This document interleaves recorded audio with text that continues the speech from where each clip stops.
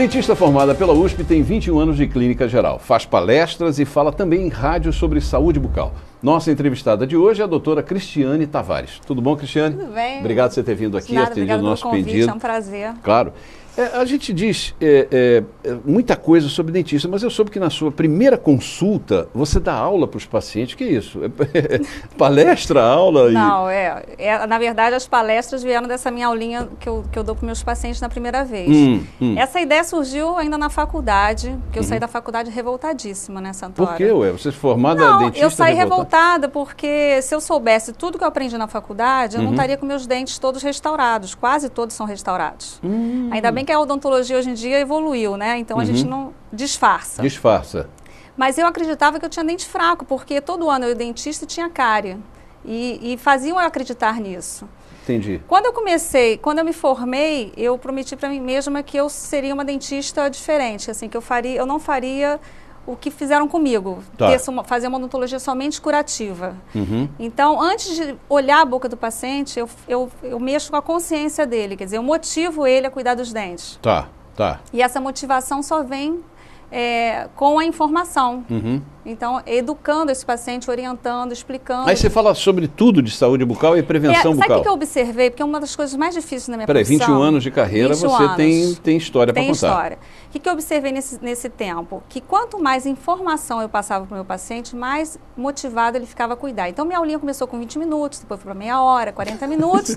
E hoje eu falo 1 hora. Só mas olha, passa tão rápido que, assim, às vezes até extrapola, porque o paciente se empolga, eu me empolgo também, que eu já gosto de falar, vai perguntando, né? Vai perguntando e tal.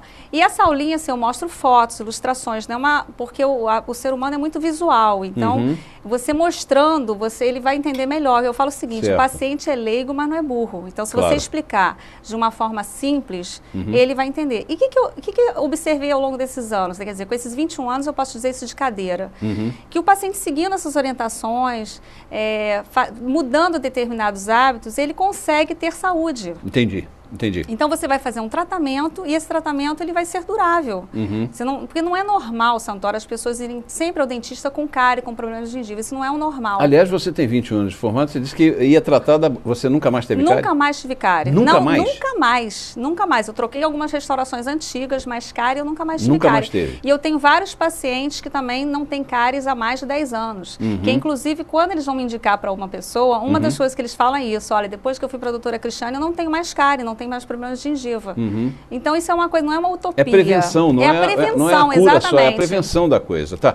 E em pleno século XXI, qual é a incidência das doenças da boca? Olha, como é que é essa incidência? Percentuais, assim? Infelizmente, Santoro, ainda muito alto mesmo. Pra você ter uma ideia, em 2006 o Ministério da Saúde fez uma pesquisa mostrando que 80% da população brasileira tem doença de gengiva. 80? 80. Agora, a minha estatística é pior, tá? Porque quase 100% dos pacientes que chegam na minha clínica têm problema de gengiva em maior ou menor grau. Seja uma simples gengivite, que é um problema que afeta só a gengiva, até uma periodontite, que é um problema que já afeta a parte óssea, o que sustenta o dente.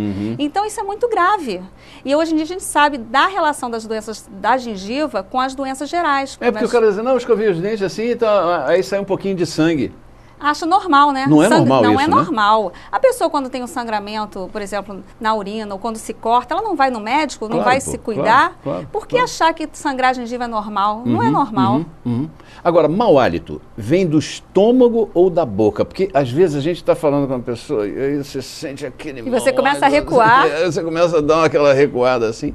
E aí? Santoro, como tem gente com mau hálito, né? Uma coisa impressionante. Muito. Olha, foi feita uma pesquisa mostrando que 50 milhões de brasileiros têm mau hálito. Isso de 30 a 40% da população brasileira tem mau hálito. Nós estamos com 191, vamos lá, quase 30%. O que acontece? O mau hálito tem 60 causas distintas, mas 90% das vezes é boca, acompanhado ou não com uma alteração fisiológica. 90% é boca. Porque o cara diz, não, eu estou com problema no estômago. Olha, existem, infelizmente, médicos e dentistas que abraçam essa ideia. Só que não tem nem comprovação científica, 0,01% só é estômago. Quer então, dizer, assim, você estando com os dentes perfeitinhos, não é só dente, a mastigação vai ser perfeita, com certeza, tem uma série de implicações. a digestão vai ser perfeita e não vai dar mau hálito, né? Não, e tem o problema da língua, né? Pouca gente escova a língua e a língua tem que ser limpa. Língua escovada, a maioria nem sabe o que é isso. Eu até oriento meus pacientes a usar o limpador de língua, porque a escova ela não é feita para limpar a língua. Então tem o limpador, até gosto muito do limpador da doutora Ana Kolbe, que é um limpador que ele vem coloridinho, vem na capinha, então você... Você raspa. Você raspa, ele é mais eficiente do que a escova. E a saburra lingual, quer dizer, que aquele acúmulo de bactéria que fica na língua, dá muito mau hálito, assim como a cárie dá mau hálito, a doença de gengiva dá mau hálito, restaurações quebradas, mal adaptadas, tudo isso gera mau hálito. Você já teve algum paciente assim, que fosse mais assim, no negócio de mau hálito? Olha, eu tenho vários casos, né? Mas um caso rápido pra gente... recente, um caso raso, um paciente com 50 anos que nunca tinha usado fio dental, você imagina, né? Como é que estava a situação, né? Perda de osso. Você usa aquele coisa e bota também uma coisinha aqui para não cheirar, né? Uma coisa assim, em uma pessoa de uma classe média alta, bem apresentado, quer dizer, uma pessoa culta, casado? Não estou falando... Não casado e com grandes dificuldades afetivas. Claro, não tenha dúvida. Evidente. E aí, eu dei toda aquela aulinha, dei toda aquela orientação, só que ele foi muito resistente na questão do uso do fio. E aí teve um dia que eu tive que ser um pouco mais rígida com ele. Eu falei assim, olha, eu sei que você está separado, e há quanto tempo que você não fica com alguém? Aí ele ficou me olhando, o que você quer saber? De repente achando... Consultora sentimental. Aí ele falou assim, olha, você está falando isso, mas tem muito tempo. Eu falei assim, com esse bafo de onça, você não vai conseguir. Você falou assim Falei mesmo. assim mesmo. Tem que falar, né? Eu tive que fazer tratamento de choque com ele, entendeu? Claro. Porque ele não estava levando a sério que realmente aquele mau hálito dele era decorrente de boca. Ele tinha que usar o fio dental, que isso também não ia resolver o problema. Quer dizer, todo o tratamento ia ter insucesso. Resíduo de alimento, resíduo, aquilo ficando putrefato, né? Pô, se você deixa uma carne fora da geladeira, o que acontece? Apodrece. E é o que acontece no meio dos dentes. Os alimentos apodrecem. Então, se a pessoa pensa assim, de repente ela até...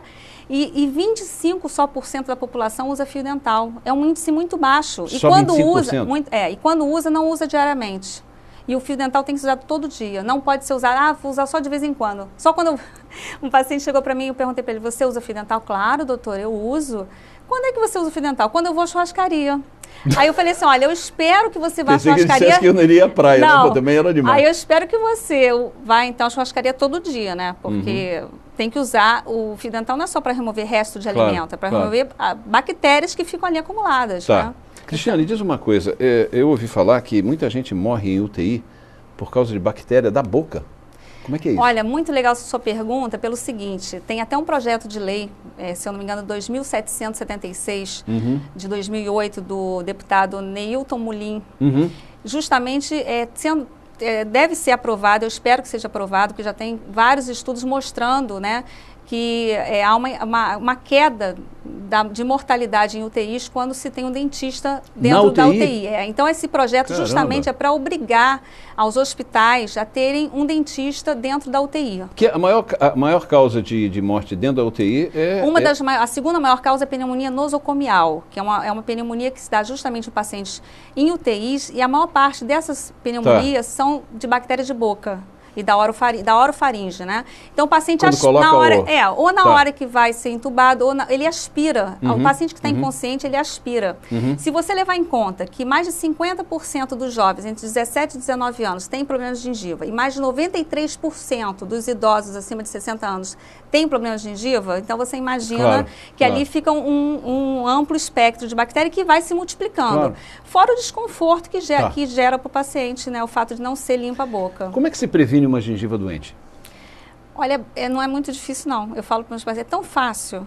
É usar uma escova adequada, fazer uma boa escovação, né? Cada vez que se alimenta. Uma por dia, caprichada de pelo menos 2 minutos, não de 20 segundos, que é a média, né? Que o pessoal... 20 minutos? 20 segundos. 20 segundos. Peraí, deixa eu te falar uma coisa. A gente na cabeça era aquela coisa de filme. O cara vai, espreme aquele monte de pasta de dente, aí o cara faz assim, tica, tica, tica, tica, tica, tica, tica, tica, tica, tica, você vê isso na televisão. Os atores, quando escovam o dente, é aquela quantidade imensa de pasta. O cara tem que escovar. Aquilo só é bom para quem vende pasta de dente. Que para a pessoa, é verdade. Porque a pessoa, o que acontece? A pessoa quando usa muita pasta de dente, ela fica com aquele gostinho bom na boca e tem uma tendência a cuspir mais rápido. Então, qual é a quantidade de pasta de dente? Eu vou até falar para as pessoas saberem. Para a criança, um grão de arroz e para adulto 1 grão de feijão. Caraca, a quantidade só é isso? pouquinha. A pasta realmente ajuda, tem o flúor, tem algumas pastas que contêm triclosan, que é um agente químico e tal. Mas o que remove a placa bacteriana, que é um fator principal das doenças da boca, é a ação mecânica da escova e do fio dental. Entendeu? Tá, entendi. Então, assim, e o fio dental diário. E você consegue fazer isso, a gengiva fica legal. E o fio dental diário também é importante. Já que você está falando isso, escova, fio dental, toma uma aguinha e pasta de dente. Todas são iguais ou tem diferença aí nessa história? Rapidamente. Olha, a escova, a ideal, tá? Já feitas por pesquisas, é cabeça pequena para você atingir até os últimos dentes, cerdas por igual e macia.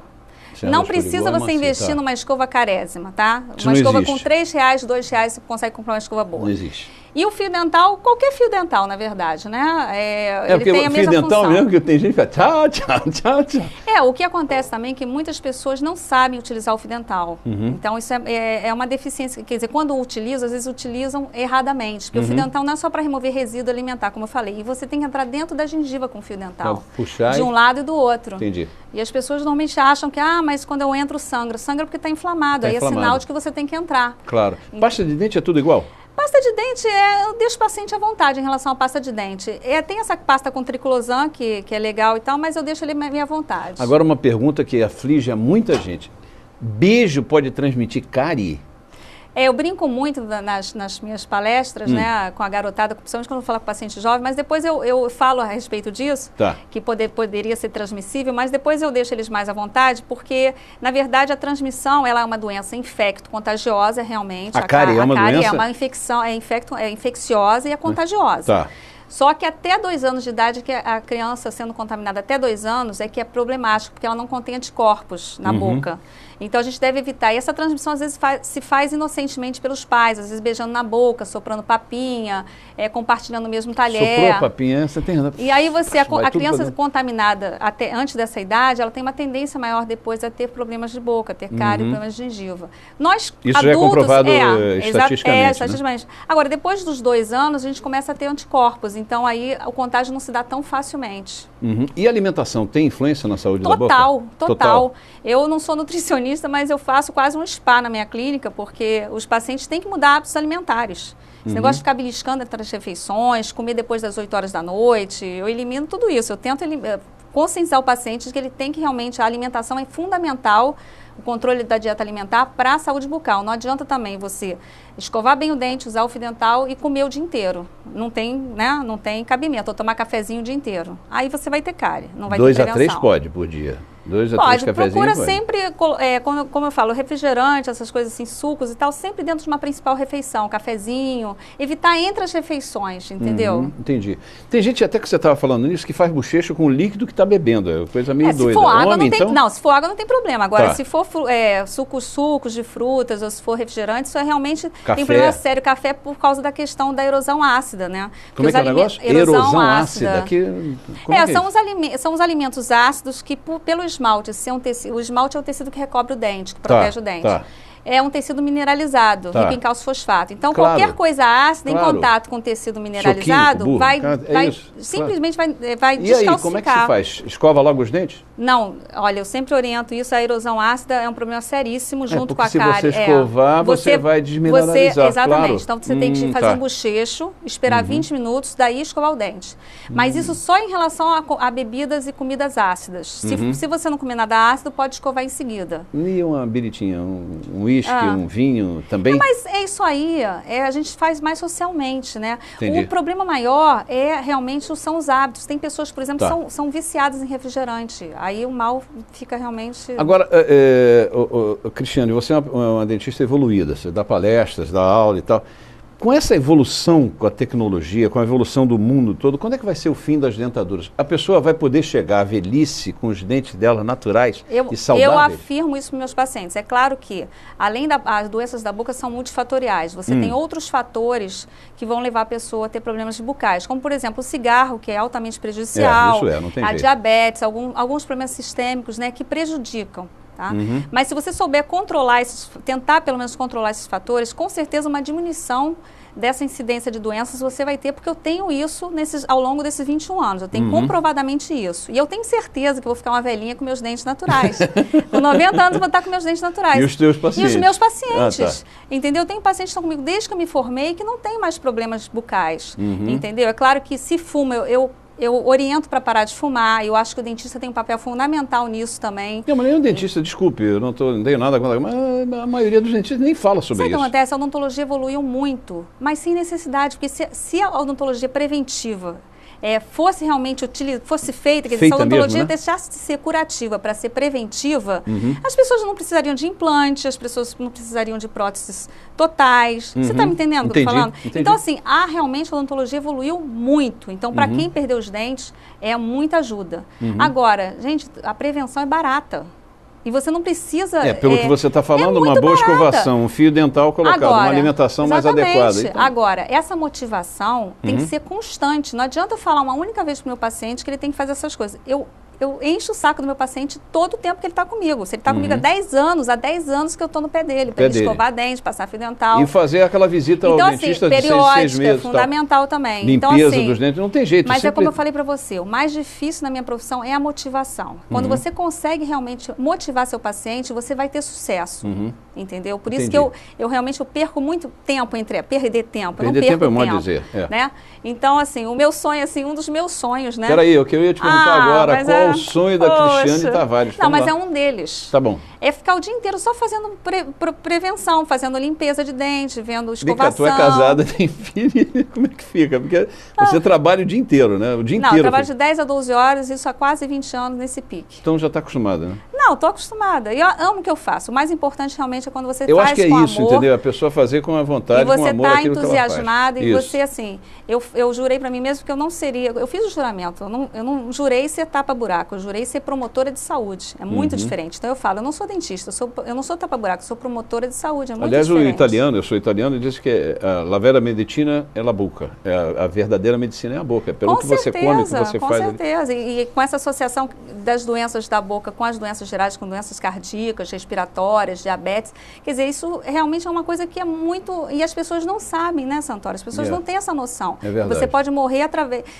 Quando eu estava estudando essa parte de medicina periodontal, teve uma frase que falava assim, não existe atestado de óbito que aponte um foco dentário como causa de morte. Mas, com certeza, muitas pessoas vão a óbito por causa de uma bactéria de boca, que aí apresentam um problema cardíaco e sem saber. E sem ser detectado, exatamente. Isso é que é o pior. E sem saber. Legal. Cristiane, obrigado por você ter vindo aqui. Obrigada a você. Tá? E sempre que a gente precisar, vai te chamar aqui para dar uma coisinha da saúde bucal. Com certeza. E você já sabe, se quiser deixar o seu comentário, deixa aqui embaixo, tá bom? Muito obrigado pela sua audiência, até a próxima. Tchau.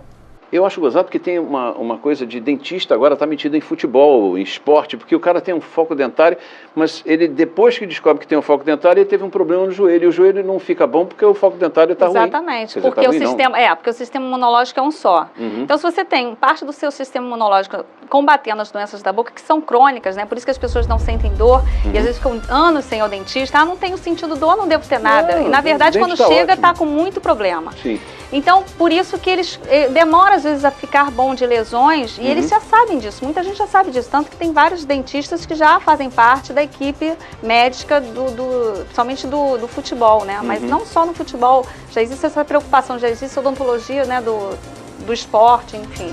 Eles já sabem que isso é verdade, então tem que realmente cuidar da boca.